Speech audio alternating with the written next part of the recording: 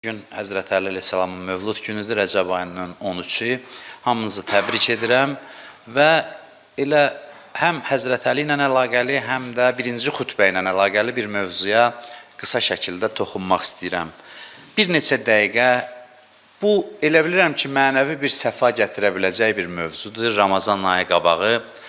Xahiş eləyərdim ki, buna diqqətlə qulaq asasınız, onsuz da maşallah diqqətlə dinləyirsiniz.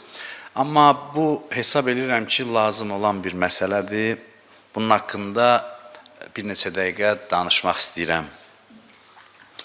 İlahi əmrlər haqqında qısa olaraq danışmaq istəyirəm. İnsan Allaha yaxınlaşır həm müstəhəblər, həm vaciblər vasitəsilə. Hansı üstündür? Vaciblər daha çox yaxınlaşdırır insanı Allaha, müstəhəblər. Cavab budur ki, vaciblər. Vaciblər daha üstündür və daha sürətlə insanı Allaha yaxınlaşdırır. Vaciblərin dəyəri çoxdur. Qəribədir ki, insan özü də vacib hökmü axtarır, xoşlayır. Onun bir nümunəsi ümrə ziyarətidir. Ümrə qəribə bir ziyarətdir. Öz-özlüyündə müstəhəbdir. Ümrə müstəhəb ziyarətdir. Gedirsən, ehramı bağlayırsan, olur vacib. Vaciblər gəldi sənin boynuna. Artıq Məkkəyə daxil olanda bütün o vaciblərə əməl edirsən. Qəribədir ki, insan könüllü olaraq özünü vacib ibadət dairəsinə daxil edir. Ümrə, etikaf məsələn. Etikaf da belə bir əməldir. Etikaf məsciddə 3 gün qalırdılar. Adətən Rəcəb ayında, yəni belə bir əməl var. Və insan görürsən, mən həcdə çox olmuşam da Məkkə ziyarətində, qəribə bir şeydir. Bunu diqqətlə kimsə qismət olsa getsə görər ki, ehrama əlinə bağlayanda ki, deyir bu olmaz, əmrlər gəlir, insanda bir şadlıq yaranır ehram giyinəndə. Hamıda yaranır. Ehram giyinəndə hamı şaddır, sevinclidir nəsə, qəribə. Özdə xoşlarına gəlir insanların ki, Allah onları əmr yağışına tutub. Gəlib tez soruşurlar, filan elədim. Bir narahatçılıqla yox, sanki bir şadlıq var insanın içində. Əmrlər, vaciblər insana tərəf gəldiyi zaman. Vaciblərin nuru müstəhəblərdən çoxdur. Vaciblər daha nuranidir. Allah niyə bəndəsinə nəyisə vacib edir? Heç düşünmüsünüz? Biz elə bilirik ki, Allah deyib bunu elə vacib. Niyə axı vacib? Vacib nədir? Ola bilərdi tövsiyələrdən ibarət bir kitab göndərər ki, sizə tövsiyə edirəm, filan şeyləri eləməsəz yaxşıdır, filan şeyləri eləyin.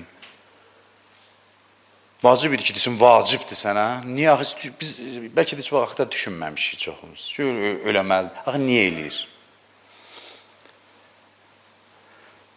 Məsələn, sən deyəsən ki, biri yola çıxır, deyirsən ki, diqqətli ola, tövsiyə edirəm ki, yolun filan kilometrində sərt döngə var, onu elə döngə, məsələn, belə olsun da, məsələn, ya filan yol haqda. Bunu tövsiyə kimi deyir. Allah da tövsiyə kimi deyərdi ki, mən sizin Allahınızdan bilirəm, bunu belə elə söz daha yaxşıdır, eləmə söz daha yaxşıdır. Niyə deyir, olmaz, niyə deyir sənə vacibdir bunu eləmək, niyə deyir?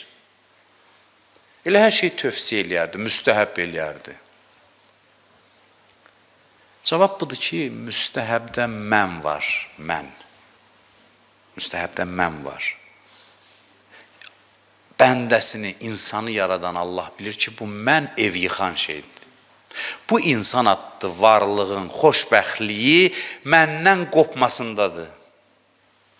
Bu insan adlı varlığın yəni mahiyyəti belədir. Bu insan adlı varlıq məndən qurtulanda, azad olanda xoşbəxt olur. Başa düşürsünüz? Bu insan belədir. Vacib hökmdə mən olmur, etməyə bilərdim, yoxdur. Eləməlisən, əmr var. Ona görə adam deyir ki, mən böyük iş görməmişəm. Düşünəmişəm ki, gəl eləməyim hələ. Bax, bu hal səni xoşbəxt eləyir deyə Allah, o boyda Allah sənə bu xoşbəxtliyi daddırmaq üçün başlayır sənə əmr eləməyə. Çox maraqlıdır bu. Adam bunu başa düşəndə səcdədən qalxmaq istəməz. Allahın bu lütfünü görəndə. Bu mən ki sənə mane olur, Allah deyir ki, bu məni ver, mən sındırım. Eybi yox əmr bahasına. Əmrin acılığı da var, axı səninlə mənim aram pozulur. Da neyim? Da neyim? Əmr doğdu bu sevgidən, məhəbbətdən. Allah bizə kömək eləmək üçün bizə nəyisə vacib buyurub. Başa düşürsünüz bu nə qədər böyük faciənin dərinliyini başa düşürsünüz. Allah bizə kömək eləmək üçün əmr eləyir. Çünki bu mən əmr olmadan sınmır. Bu mən də sınmayanda sən xoşbəxt olmursan. Ona görə Allah o məqamında başlayır sənə əmr eləməyə. Onun əmr eləməyəndə daha yaxşı olur axı adam. Qardaşım, sən xahiş edirəm, belə deyəndə deyir, bu yaxşı danışdı mənlə. Get bunu elə. Başlayır düşmənçilik. Allah bütün bunları gözünə qoyur, deyir, eybi yox. Amma xoşbəxtliyi bunda daxı neyini? Xoşbəxtliyi bundadır deyə əmr eləyirəm.